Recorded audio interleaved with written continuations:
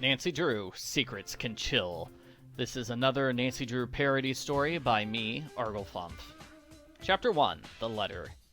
Dear Dad, you've probably been wondering why I haven't been at home for the past few weeks. It's because I went to visit Aunt Eloise in Florida. Sorry for not telling you about this before I left. I'm writing because a student named Jake Rogers was murdered at the high school last night. Since I'm a great detective, an undercover police officer has asked me to figure out who did it. I don't want to jump to any conclusions at this point, but I'm pretty sure that the murderer is the culprit this time. So it's undercover I go. I'm calling this case Secrets Can Chill. No, wait, that's kind of a dumb name. Secrets Can Kill? Secrets have killed? Secrets which may or may not result in death and or killing. I'll figure out a better name later. Either way, I'm sure it will be a killer case. Love, Nancy. Author's note. Yep, Arglefumph is writing another Nancy Drew story. If any of you readers can think of a better name for the story, please let me know. And, bad news, nobody came up with a better name for the story, so we're stuck with Secrets Can Chill at this point. Chapter 2, Opening the Safe. Satisfied with what she had written, Nancy Drew folded up the letter to her father and stuck it in the envelope. Now all she needed was a stamp, and she could mail it. Chapter 2, Opening the Safe. Satisfied with what she had written, Nancy Drew folded up the letter to her father and stuck it in the envelope. Now all she needed was a stamp, and she could mail it. Nancy looked around at Aunt Eloise's somewhat plain-looking house. She stepped forward to the small dresser in the hallway and opened the drawer on the right. It didn't have any stamps, but in the drawer was a letter from the Sigma Phi Kappa Delta sorority inviting Aunt Eloise to some kind of party. Nancy tried the other drawers. The one on the left had a giant inflatable crocodile, while the one in the middle had stamps. Nancy smiled and picked up the stamps. As she did so, she noticed a letter on top of the dresser. Nancy, I went to go visit a friend in Tampa, so you're on your own for dinner tonight. I wanted to avoid traffic, so I skipped out early on my job as school librarian. Sure, this means that there'll... I'm sorry. I wanted to avoid traffic, so I skipped out early on my job as school librarian. Sure, this means that there is no adult supervision at Paseo Del Mar High School today, even though there's a killer on the loose, but I'm sure all the kids there will be fine. Anyway, if you need to do research for your case, the key to the library is in the safe. Just make sure to never enter a wrong combination. Aunt Eloise. Nancy smiled at Aunt Eloise's warning. The safe security system literally dropped a miniature prison on top of anyone who entered a wrong combination.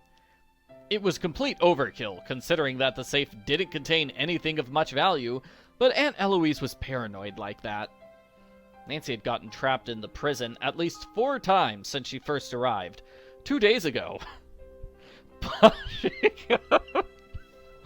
She was pretty sure she knew the combination by now. It was the name of Aunt Eloise's sorority, Sigma Phi Kappa Delta. Nancy walked over to the safe, which was cleverly hidden behind a tapestry. She pressed the correct buttons and the safe opened. Nancy picked up the library key from behind the safe door and she pocketed it. The safe also contained 2 scrolls of paper, a folder, and a mystery novel entitled Nancy Drew, Secrets Can Kill, written in 1998. Nancy picked up a book. That's the year the game came out. I assume that's the joke I'm making there. Nancy picked up the book and skipped all the way to the last chapter, where she started reading. Oh, Nancy, don't start your mystery book at the last chapter. That's cheating. It seemed that the case ended at Vanderlei Pharmaceuticals, where the detective and 2 high school students fought a murderer. Aha, so the culprit is somebody called Mitch Dillon, Nancy said. So all I have to do is look out for him, and when I've got him, I've got the culprit. Ha! This case will be a cinch. Unfortunately for Nancy, she didn't realize she was playing the 2010 remastered version of Secrets Can Kill, which has a different culprit. Either way, she figured the book would be useful to have, so she put it in her pocket. The only other interesting thing in the safe was a slider puzzle. Someone could move the tiles around in order to form a picture. Nancy wasn't sure where the picture was from, but if she had to guess, it was probably the cover art for a book called Nancy Drew Wears a Ballerina Dress in Order to Escape an Angry Mob While a Mysterious Culprit Cleans the Wall. Nancy solved the slider puzzle using the age-old technique of removing all the tiles at once, then putting them in place one by one, as opposed to actually sliding them around. With a click, the box with the slider puzzle opened, revealing a small piece of lined paper. Username, Eloise Drew. Password, Oh Wise Elder. Nancy frowned. There's no money in the safe, she said. How am I supposed to pay for dinner? Once again, Aunt Eloise is causing problems by being super cheap with her money. Chapter 3, Detective Beech Calls. Nancy decided to leave Aunt Eloise's so she could mail the letter to her dad. As she approached the front door, her phone went off. An anonymous person was calling her. Probably somebody trying to sell me something, Nancy thought as she picked it up and answered. Nancy, Detective Beech here, a somewhat congested voice said. How are you? Fine, Nancy said. I'm kind of strapped for cash at the moment. How are things with you? I'm frustrated, Nancy, Beech said. I need answers and you're my man. Woman, teen, student, whatever. I prefer the term international super sleuth, Nancy said, but you can address me as Your Royal Highness. Sure, Detective Beech said. Anyway, as soon as you find out anything, let me know right away. All contact should be through me. How do I contact you? Nancy asked. For some reason, her phone was unable to add Detective Beech's number to her contact list. She figured that was because he called from a secure police line.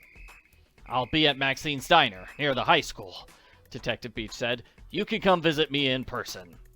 Sounds good, Nancy said. So what's our cover? Our what? Detective Beech asked. Nancy sighed. Look, Detective B, if you're going to be my sidekick for this adventure, you need to be more on top of things, she said. I'm going undercover as a new student. Who are you going undercover as? Oh, Detective Beech said. I'll be posing as your uncle, Uncle Steve. I guess that'll work, Nancy said. I was just about to leave the house now, so I guess I'll see you soon, Detective Ocean. Nancy hung up her phone and stepped outside. She called him Detective Ocean instead of Detective Beech. Dumb jokes, I've got dumb jokes. Chapter 4, Meeting Daryl Gray. Nancy left Aunt Eloise's house and she walked towards Paseo Del Mar High School. But she was hungry, and Aunt Eloise said she was on her own for dinner, so Nancy decided to go to Maxine's Diner instead. Maxine's was a 50s-style diner selling old-fashioned hamburgers, milkshakes, and things like that. There was a jukebox and some arcade games in the corner. The only employee at the diner was a teenager with sandy-colored hair. Hi, welcome to Maxine's, he said. I'm Daryl Gray. I don't think I've seen you here before. My name's Nancy Drew, Nancy said. I'm here visiting my Aunt Eloise. She's the librarian at Paseo Del Mar High. I'm the student body president there, Daryl said. If you need any help, just let me know. Thanks, Nancy said. What's it like at Paseo Del Mar? It's a great school, Daryl assured her. Lots of good people, nice teachers, and our football team is #1 in the state 4 years running. Does anything bad happen at the school? Nancy asked. Like, I don't know, the occasional murder? Yeah, Daryl said, looking kind of upset. A senior named Jake Rogers was killed last week. He worked here, but I didn't really know him. He kept to himself, mostly. Either that, or Daryl's trying to distance himself from the victim to avoid suspicion, Nancy thought. She asked, Has the culprit been caught yet? No, nobody's heard anything about any arrests, Daryl said. But my resources say they're bringing in a special detective to solve the case. Maybe even the FBI. You must have special contacts, Nancy noted. Special enough to let me see beautiful women like yourself, Daryl said. Nancy stared at Daryl. What? She said. Get it? Daryl said, pointing to his eye. I'm wearing contacts that let me see beautiful women. Nancy gave Daryl a death stare, and he was forced to contemplate the utter ineffectiveness of his pickup lines as the awkward silence stretched towards infinity. "Never mind," Daryl said. "Nice meeting you, Nancy." Nancy turned and left Daryl to himself. Well, that's the end of the first 4 chapters of this story. You know, I'm pretty sure I decided to write a story based on Secrets Can Kill because it's the shortest game of the series. That was probably my motivation behind writing this one.